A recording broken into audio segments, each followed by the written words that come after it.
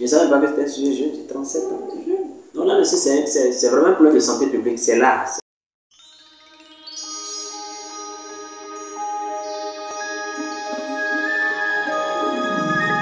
Les accidents vasculaires cérébraux hémorragiques, c'est l'irruption de sang dans le parenchyme cérébral en rapport avec une destruction, on va dire une altération de l'artère cérébrale et qui se fait de façon brutale.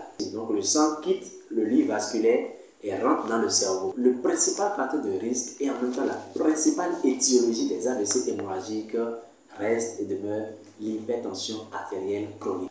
Qu'est-ce qui se passe? Il se fait que les artères, d'accord, au niveau donc des structures de vascularisation du cerveau, ces artères subissent des modifications au niveau de leurs parois.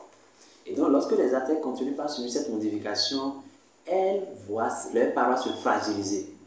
Et un jour, pour un rien du tout, la tension monte de façon brusque et ces parois de l'artère qui sont déjà fragilisées cèdent, rompent, et puis le sang gicle dans le parenchyme cérébral.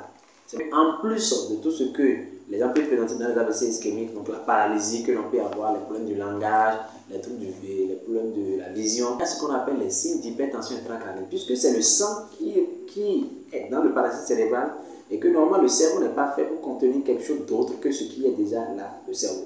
Et puisqu'il y a du sang dedans, ça fait très mal à la tête, donc ça donne des céphalées, d'accord, des flous visuels, des nausées. Mais les autres étiologies sont nombreuses. Il y a des personnes qui naissent avec des malformations au niveau de leurs artères, dans le cerveau. Il y a d'autres personnes qui ont des tumeurs, par exemple. Il y a d'autres personnes qui prennent des médicaments qui fluidifient, on va dire, exagérément le sang. On va appeler donc les anticoagulants, par exemple. Les signes d'alerte, d'accord, concernant l'accident vasculaire cérébral et hémorragique, en réalité, il y en a pas. Mais on aura plutôt des signes d'alerte concernant l'hypertension même. Les maux de tête qui sont inhabituels. Vous avez parfois des flous visuels, vous voyez flou, vous avez des vertiges, d'accord? Lorsque vous commencez à sentir ces signes inhabituels, c'est toujours bien d'aller se faire prendre l'attention. Donc les hospitalisations sont dominées par les accidents vasculaires cérébraux dans les services de neurologie. Si je dois citer le nouveau cas, je dirais même aujourd'hui. Il a fait son avis, moi je l'ai vu aujourd'hui. Et c'est un sujet jeune, et c'est ça qui fait toute la problématique de l'AVC. Il a forcément des chances de s'en sortir. Déjà, quand la prise en charge, quand le traitement commence précocement, c'est un avantage. Et deuxième chose, effectivement, quand les sujets sont plus jeunes, d'accord, ils récupèrent parfois mieux. Et le troisième élément, c'est la taille de l'hématome, c'est-à-dire là où le sang s'est constitué, selon le volume. Si c'est une petite partie du cerveau qui est touchée, la respiration est plus facile.